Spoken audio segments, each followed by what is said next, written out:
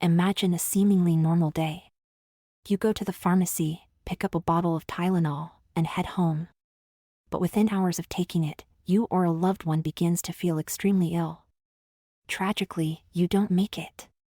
This horrifying reality became a nightmare for Chicago residents in 1982 and sparked one of the biggest manhunts in U.S. history.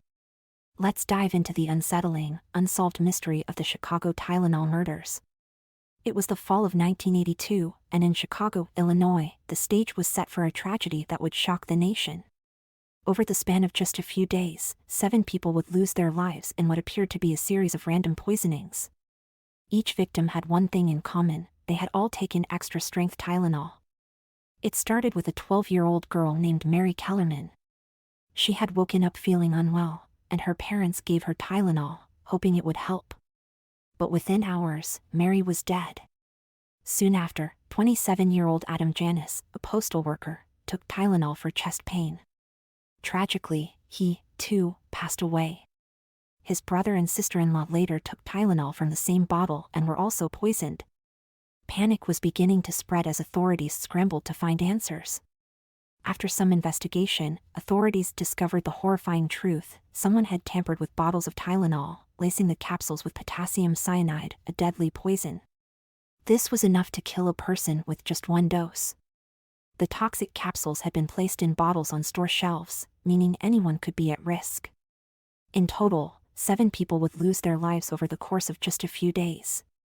The deaths were shocking, not only because of the random nature of the crime but because this was an act of terror that struck people at their most vulnerable. Mary Kellerman, 12. Adam Janis, 27. Stanley Janis, 25.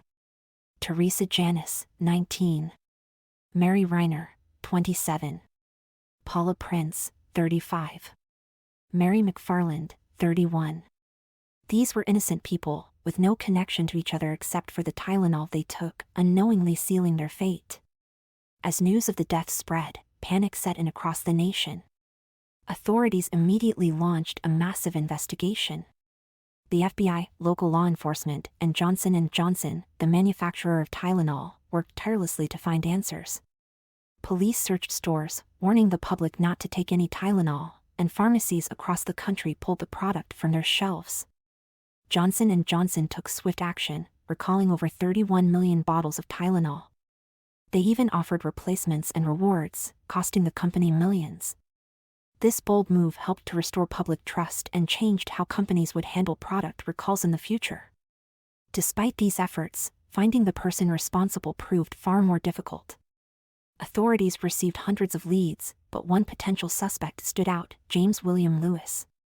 Lewis had sent a letter to Johnson & Johnson, demanding $1 million to stop the killings. This led police to arrest him on charges of extortion. He served time for the letter, but investigators were never able to connect him directly to the poisonings, leaving the case unsolved. Some investigators speculated about other possible motives or suspects, but no strong leads ever emerged. The mystery of who tampered with the Tylenol capsules and why remains unsolved to this day. The Chicago Tylenol murders left a permanent mark on consumer safety. In response to the tragedy, new packaging laws were enacted, and tamper-evident seals became a standard in the pharmaceutical and food industries. Johnson & Johnson's response is often cited as a textbook case of effective crisis management. But beyond these changes, the case itself has haunted Chicago and the nation for decades. Despite renewed interest, advancements in forensic science, and even new technology, the person responsible for these horrific murders has never been caught.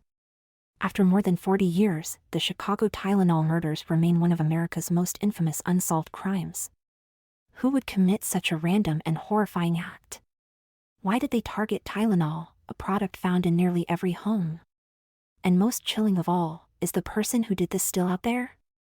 Each year, new investigators take a fresh look at the case, hoping that a breakthrough will finally reveal the truth.